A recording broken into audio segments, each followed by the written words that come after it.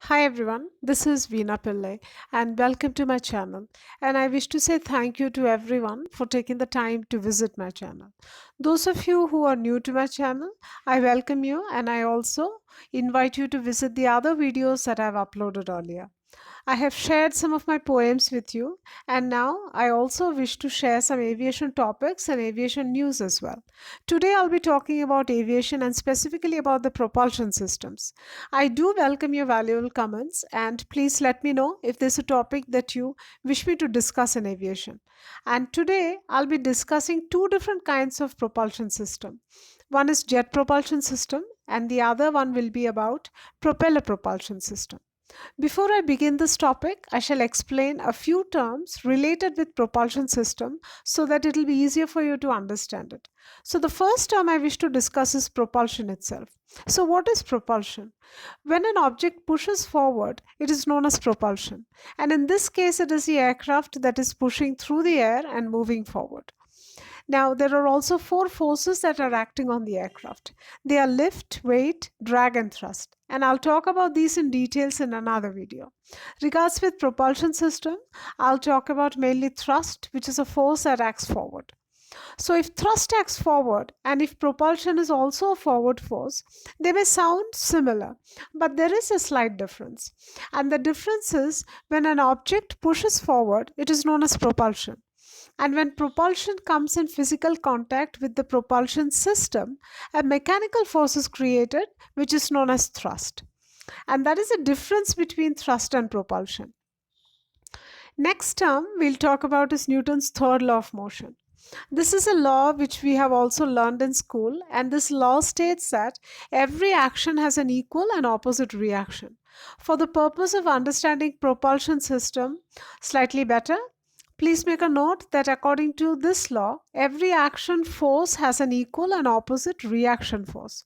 So, if we think about the instrument called Newton's cradle that is used for explaining Newton's third law of motion, this law becomes very clear.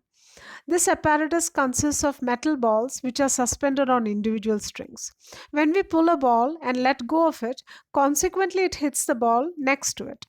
The ball on the other end travels the exact same distance in the opposite direction of the first ball that we had pulled earlier.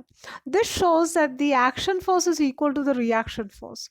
The force of the first ball causes an equal and opposite reaction force in the ball at the other end. Now let's take a look at some similarities between jet propulsion and propeller propulsion systems. Both of the propulsion systems use air and they produce thrust and they work on the reaction principle, and of course they are related to Newton's third law of motion. There are some major differences between propulsion systems as well. Jet propulsion uses a small amount of air and creates large velocity. Propeller propulsion uses a large amount of air and creates comparatively less velocity. Now let's take a look at what jet propulsion is. You see the large aircrafts with jet engines, which are mostly seen at major airports. Those are the ones that utilizes the jet propulsion system predominantly.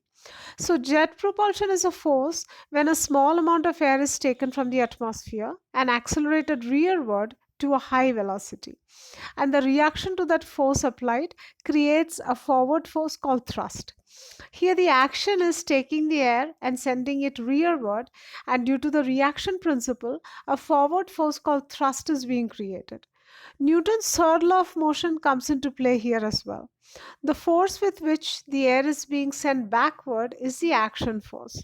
The resultant thrust that is being created is the reaction force, and it is equal to the action force that is being used. Now, let's take a look at propeller propulsion. You may also have noticed aircrafts with propellers, and they can be a varying number of propellers. These aircrafts use propeller propulsion. In this case, a large amount of air is taken from the atmosphere and it is diverted to the engine and mixed with the fuel. The engine consists of a fixed cylinder and a moving piston. The expanding combustion gases push the piston, which rotates the crankshaft. After the piston compresses the fuel air mixture, sparks ignite it, causing the combustion. Piston planes have one or more piston powered engines connected to the propeller that provides a thrust to move the aircraft through the air. Even in this system, a reaction principle is being used. The action is taking the air from the atmosphere, and the reaction is the thrust that is being created due to the burning of air and fuel mixture. Additionally, Newton's third law of motion also applies here. The action force is the air being taken from the atmosphere, and the reaction force is the resultant thrust being created and the aircraft moving forward. So we see how both jet propulsion and propeller propulsion system works and the principle that it works with. I hope this discussion was helpful, and I wish you to let me know in your comments as well. Let me know if you wish me to discuss any other topics in aviation. Do subscribe to my channel as well. Thank you to everyone for taking the time to visit my channel, and I wish you well.